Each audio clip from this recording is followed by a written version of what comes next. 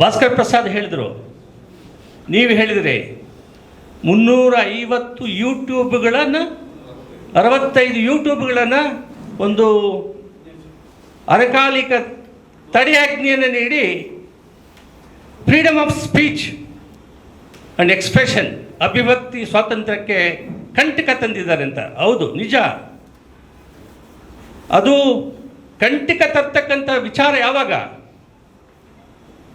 Article 19 ಕೆಳಗಡೆ ಬರ್ತಕ್ಕಂಥ ವಿಷಯಗಳ ಮಾತ್ರ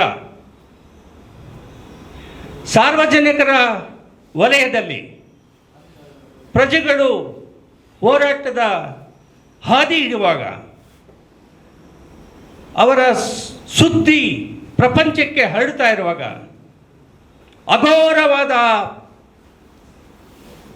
ಅಪರಾಧಗಳನ್ನು ಎಸಗಿರ್ತಕ್ಕಂಥವ್ರು ನ್ಯಾಯಾಲಯಕ್ಕೆ ಬಂದರೆ ಯಾರು ಅವರು, ಏನು ನಿಮಗೆ ಎಫೆಕ್ಟ್ ಆಗಿದೆ ಅಂತ ಪ್ರಶ್ನೆ ಮಾಡ್ತಕ್ಕಂತಹ ಜವಾಬ್ದಾರಿ ಆ ನ್ಯಾಯಾಧೀಶ ನ್ಯಾಯಾಲಯಕ್ಕಿದೆ. ಅದು ಯಾಕೆ ಮಾಡಲಿಲ್ಲ ಅಂದರೆ, ಬಂದು ಕೇಳಿದ ತಕ್ಷಣ, ಅವರು ಹೇಳಿದ ತಕ್ಷಣ ಏನು ನಡೀತಾ ಇದೆ ದೇಶದಲ್ಲಿ, ಕರ್ನಾಟಕ ರಾಜ್ಯದಲ್ಲಿ, ಬೆಂಗಳೂರು ನಗರದಲ್ಲಿ ಅಂತ ತುಲನೆ ಮಾಡದೇನೆ ಒಂದು ಅರೆಕಾಲಿಕ ತಡೆಯಾಜ್ಞೆಯನ್ನು, ಪ್ರತಿಬಂಧಾಜ್ಞೆಯನ್ನು ನೀಡ್ತಕ್ಕಂತಹ ಅಧಿಕಾರ ಇದೆ.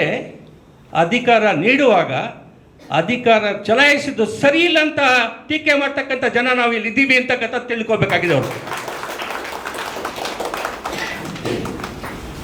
ನಾನು ಈಗಾಗಲೇ ಹೇಳಿದ್ದೀನಿ, ಪ್ರಥಮ ಸ್ಟೆಪ್ ಏನಂತ ಹೇಳಿದ್ರೆ ಆ ಆಜ್ಞೆಯನ್ನು ತೆರವು ಮಾಡಿಸ್ಕೊಳ್ಳೋದಕ್ಕೆ ರಂಗನಾಥ್ ಅವರು ಕ್ರಮ ವಹಿಸ್ತಾರೆ.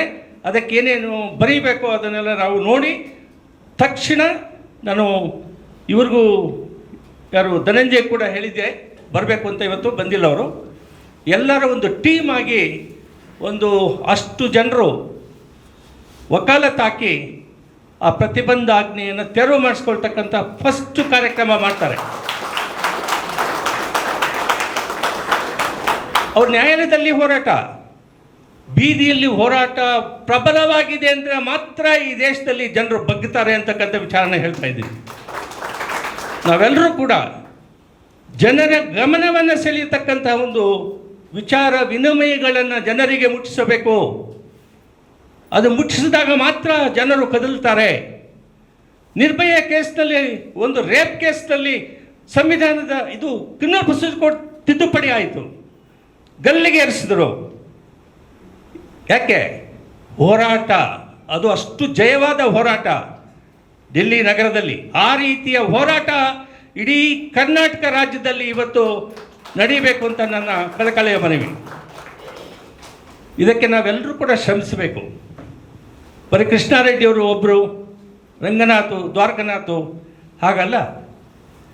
ಇದು ಜನರ ಮಧ್ಯೆ ಪ್ರತಿ ಕ್ಷಣ ಚರ್ಚೆ, ಮಾತಿನ ವಿನಿಮಯ, ಅಘೋರವಾದ ಅಪರಾಧಗಳ ಕೃತ್ಯಗಳನ್ನು ಮನಸ್ಸು ಹೃದಯ ನಾಟುವಂತೆ ಹೇಳ್ತಕ್ಕಂಥ ಪ್ರಕ್ರಿಯೆಯನ್ನು ನಾವು ಮಾಡಬೇಕಾಗಿದೆ. ಇವತ್ತು ಪ್ರತಿಯೊಬ್ಬರು ವಕೀಲ ಮಿತ್ರರು ಭಾಳ ಜನ ಬಂದಿದ್ದೀರಿ. ಇವತ್ತು ನೀವು ವಕೀಲ ಮಿತ್ರರು ನಾಯಕತ್ವದಿಂದ ಸ್ವಾತಂತ್ರ್ಯ ಬಂದಿದೆ, ಶಾಸನಬದ್ಧ ಆಳ್ವಿಕೆ ಆಗಿದೆ, ಸಂವಿಧಾನ ಮುರಿತಾ ಇದ್ದಾರೆ, ಮೂಲಭೂತ ಹಕ್ಕುಗಳನ್ನು ನಾಶ ಮಾಡ್ತಿದ್ದಾರೆ, ದೇಶದ ಮಾನವೀಯ ಮೌಲ್ಯಗಳನ್ನು ಬೆಂಕಿಗಾಗ್ತಾ ಇದ್ದಾರೆ. ನೀವು ಹೋರಾಟ ಮಾಡಬೇಕಾಗಿದೆ. ಸ್ವಾತಂತ್ರ್ಯ ಪೂರ್ವ ಹೋರಾಟ ನಿಮ್ಮದು. ಅದಕ್ಕೆ ಮಾಡಲಿಲ್ಲ. ಬರೀ ನೀವು ಪ್ರೊಫೆಷನಲ್ ಆಗಿ ನ್ಯಾಯಾಲಯದಲ್ಲೇ ಇದ್ದರೆ ದೇಶ ಈಗಾಗಲೇ ಕೊಲ್ಲೆ ಹೊಡೆದಿದ್ದಾರೆ, ಅಪರಾಧಗಳ ಮೇಲೆ ಅಪರಾಧ ನಡೀತಿದೆ.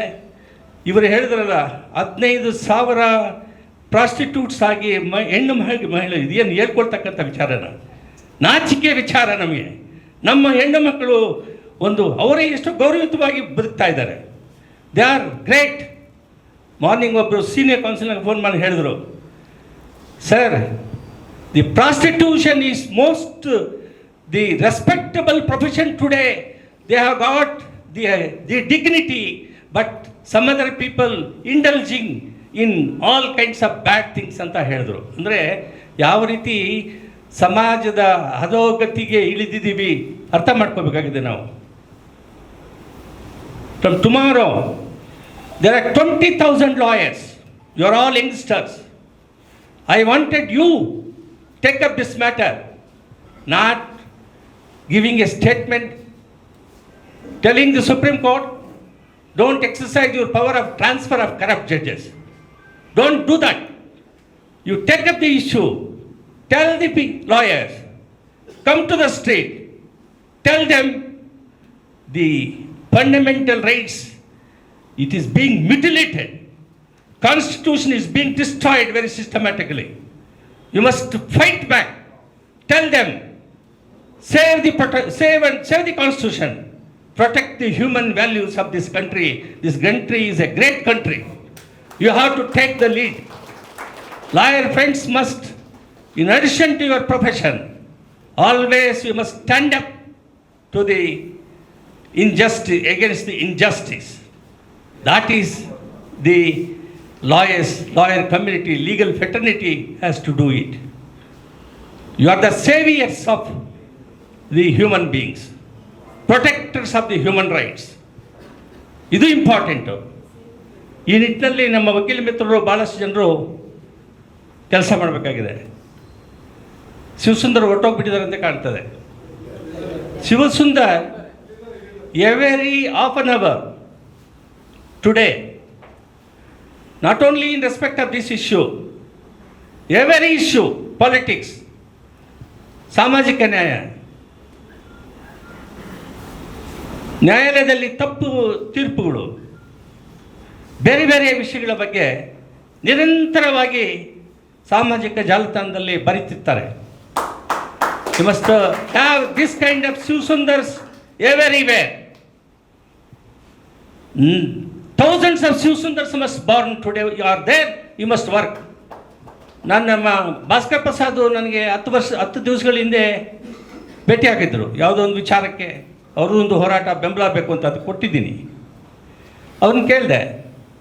ಅವರು ಒಂದು ದೊಡ್ಡ ಎಲೆಕ್ಟ್ರಾನಿಕ್ ಚಾನೆಲ್ನಲ್ಲಿ ಕೆಲಸ ಮಾಡ್ತಿದ್ರು. ಅವರಿಗೆ ಪ್ರಾಣಭಯ ಕೂಡ ಇದೆ. ದ್ವಾರಕನಾಥ್ ಹೇಳಿದಾಗ ನಾನು 5Gಗೆ ಮಾತಾಡಿದ್ದೆ. ಆಮೇಲೆ ಅದು ಮುಂದುವರಿಲಿಲ್ಲ.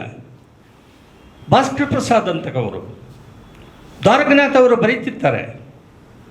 ನಾವು ಯಾವಾಗಲೂ ಯೋಚನೆ ಮಾಡ್ತಿರ್ತೀವಿ ಅಕ್ರಮಗಳ ಬಗ್ಗೆ, ಅನ್ಯಾಯದ ಬಗ್ಗೆ. ಅದು ಯಾರೇ ಆಗಿರಲಿ ಅದನ್ನು ನಾವು ಸಹಿಸುವುದಿಲ್ಲ. ಆ ನಿಟ್ಟಿನಲ್ಲಿ ಯುವಕರು, ನೀವಿವಾಗ ಹೋರಾಟದ ಮುಖೇನ ಒಂದು ಎಲೆಕ್ಟ್ರಿಕ್ ವೇವ್ಸ್ ಹೋದಾಗೆ ಸರ್ಕಾರದಲ್ಲಿರ್ತಕ್ಕಂಥ ಅಧಿಕಾರಿಗಳಿಗೆ, ನಿಮ್ಮ ನ್ಯಾಯಾಲಯದಲ್ಲಿರ್ತಕ್ಕಂಥ ನ್ಯಾಯಾಧೀಶರು ಕೂಡ ಎಲೆಕ್ಟ್ರಿಕ್ ವೇವ್ಸ್ ಮುಖಾಂತರ ನೀವು ಅದನ್ನು ಮಾಡಬೇಕು. ಅದು ಮಾಡಿದಾಗ ಸಮಾಜದ ವ್ಯವಸ್ಥೆ ಬದಲಾವಣೆ ಆಗ್ತದೆ. ಅದು ಆಗಬೇಕಾಗಿದೆ. ಸಮಾಜದ ಬದಲಾವಣೆ ಅಲ್ಲದೇ ಈ ದೇಶದಲ್ಲಿ ಬಡತನ ನಿವಾರಣೆ ಆಗಲ್ಲ. ಬಡತನ ಹೋಗಲಿ, ಬಡತನದಿಂದ ಇದ್ದಾರೆ, ಬಡವರನ್ನು ಕೂಡ ಭಿಕ್ಷನ್ನು ಕೂಡ ಕೊಂದಿದ್ದಾರೆ ಅಂತ ಹೇಳ್ತಾ ಇದ್ದಾರೆ. ಏನಿದು ದೇಶ? ಯಾಕೆ ಈ ದೇಶದಲ್ಲಿ ಈ ರೀತಿ ಕೃತ್ಯಗಳು ನಡೀತವೆ? ಯಾತಕ್ಕೋಸ್ಕರ? ಹಣ ಬೇಕಾ? ಆಸ್ತಿ ಬೇಕಾ? ಅಧಿಕಾರ ಬೇಕಾ? ಎಷ್ಟು ಬೇಕು ನಿಮಗೆ? ಜನರು ಬದುಕೋದು ಬೇಡವಾ? ಒಂದು ದೇಶ ಅಂದರೆ, ತೆಲುಗು ಒಬ್ಬ ಕವಿ ಹೇಳ್ತಾರೆ, ದೇಶ ಅಂದರೆ ಮಣ್ಣಲ್ಲ ಮನುಷ್ಯರು ಅಂತ ಹೇಳ್ತಾರೆ. ಆ ಮನುಷ್ಯರು ಬದುಕ್ತಕ್ಕಂಥ ಒಂದು ವ್ಯವಸ್ಥೆಯನ್ನು ನಿರ್ಮಾಣ ಮಾಡಬೇಕಾಗಿದೆ.